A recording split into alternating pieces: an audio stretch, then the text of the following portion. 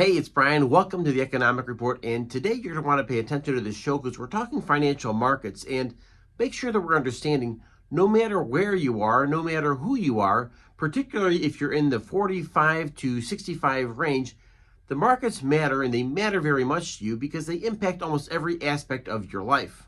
And of course, one of the things we're talking about is the stock market. And if you'll take a look here real quick, check out where the market is right now. We're talking about 5-year averages from the major indexes. And you'll notice each one, save the Russell 2000, is in a position where it is at an all-time high over the past 5 years.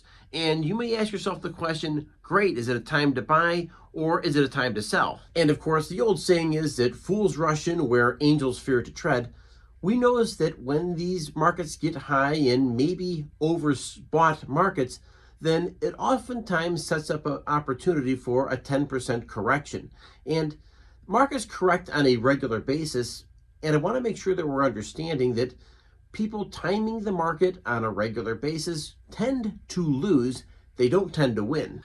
But there's a story within a story here about markets, and of course, we know that the people who tend to stay with the markets and dollar cost average over time tend to do pretty well, and they buy at the highs, they buy at the lows, and tend to do pretty well in the future. And my experience has been whenever I've tried to time the market, usually I get burned, and I'm much better off playing the averages over a consistent period of time, once again, doing these things by dollar cost averaging. But of course, the other things I want to draw your attention to is if the equities market is going up and up and up, there's other things that are in play here as well. Let's go to precious metals, for instance. Gold was on a run for quite a while, and of course, maybe part of that is pushed by the tariffs, part of it's pushed by uncertainty, and of course, part of it's pushed by the overall confidence in the US dollar. And of course, anytime the world's reserve currency, as in the US dollar, tends to have a bit of a downgrade in credit, well, we notice that that's going to raise the prices of gold. And of course, people are constantly flying towards quality, and gold has traditionally been a great hedge against financial uncertainty. Silver, though, is tending to be in pretty good shape here, not dealing with the same type of sell-off of about 10% over the past month or so. But now we can talk a little bit more about volatility, and we're talking cryptos here. And you'll notice that Bitcoin, for instance, was trading up to right around $125,000 per Bitcoin.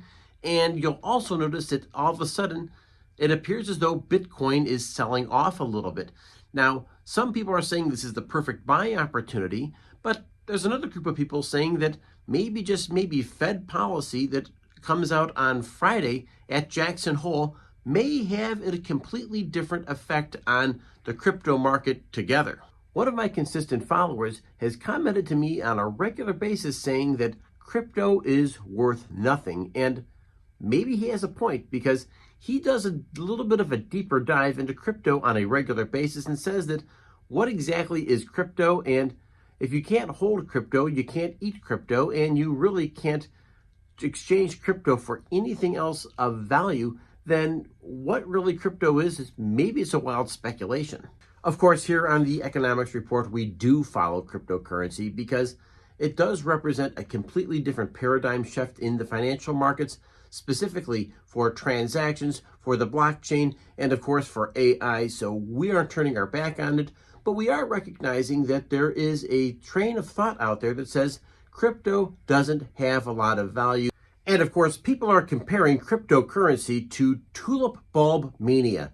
Yes, we're talking about the stuff that happened in the 1500s in Holland and the Netherlands, and let's face it, it was quite a mess. After all, what kind of a silly person would get so crazed about the value of tulip bulbs that they'd be paying? What kind of a maniac would get so crazed about the value of tulip bulbs that they would actually pay the value of an entire home for, you guessed it, some tulip bulbs? But of course, let's not kid ourselves. Greed is a powerful factor, and fear of missing out is also a powerful factor. And I want to make sure that we understand that these psychological tendencies are constantly at work. Fear of missing out taking away something that you already thought that was yours, which is a profit. And of course, the other fact is that following the herd really is a powerful, powerful symbol. So with that, I ask the viewers here to pay close attention here to the markets, understand that things that go up generally come down, but the market volatility that may soon hit us may be part of a bigger sign that an upward movement to the markets. And even with the fears of recessions, even with the fears of volatility with federal interest rates, and even with the volatility of the US dollar, betting on the US is never a bad idea. Warren Buffett continues to say that people who bet against America usually wind up regretting it. And I would tend to say I agree with Warren Buffett. After all, he's Warren Buffett. So when it comes to Jackson Hole on Friday, we know that there has been some hinting of a 0.25% interest rate cut. Some people, like Scott Bessent, said the information is there to allow an entire 0.5% decrease in interest rates.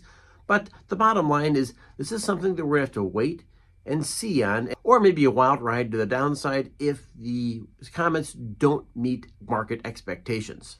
Hey, I'm Brian with the Economic Report. Thank you for joining me, folks. I just want to remind you that the biggest battle that we fight every single day is the one between our ears, over our thoughts, our actions, and our attitude.